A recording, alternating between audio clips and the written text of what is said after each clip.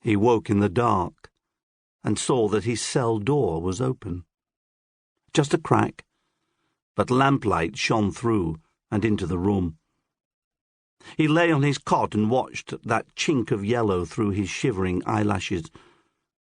But the door didn't open any farther, and the man Jack, didn't enter the room. Had Jack forgotten to latch the door after his last visit? Or was he waiting to pounce, somewhere just out of sight in the passage beyond the cell?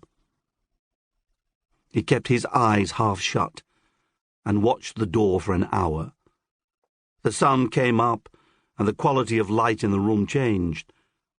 The crack between the door and the jamb remained the same, but the lamplight behind it faded, washed out by the brighter gleam of the rising sun.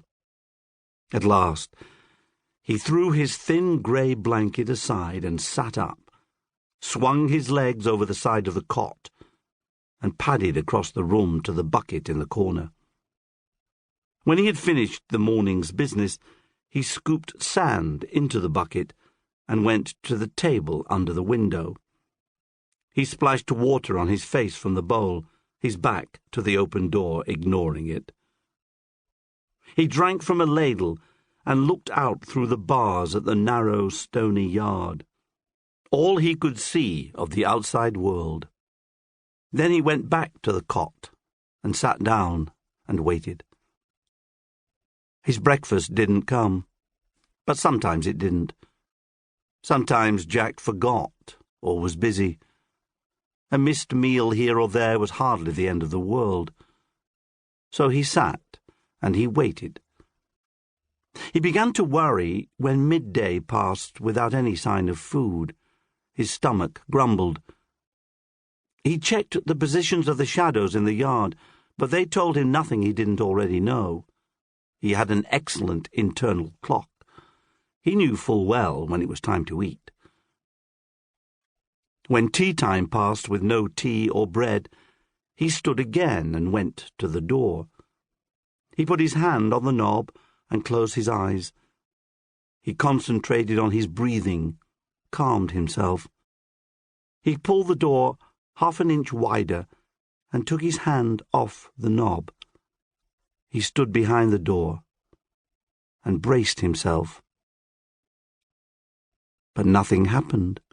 Braver now, he touched the doorknob again, wrapped his fist around it, and opened the door wide enough that he could see out into the hallway. He put his head out of the room and pulled it back immediately. But despite his expectations, nothing had hit him or cut him. Nobody had laughed at him or screamed at him.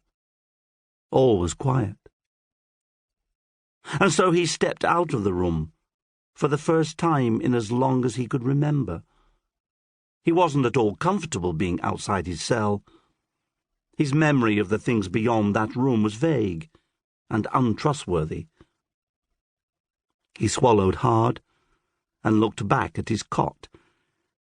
It represented all he knew, relative security bound up with stark terror, the twin pillars that supported his existence.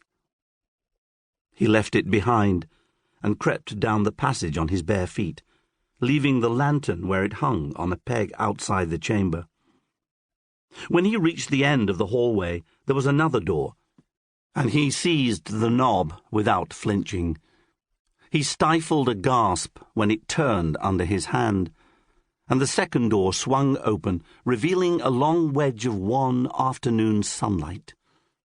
He had expected the door to be locked, had expected to have to turn around and retreat to his cell and his cot and his bucket, had, in fact, almost wished for it. He stepped out into fresh air. He felt the warmth of the sun-baked stones on the soles of his feet.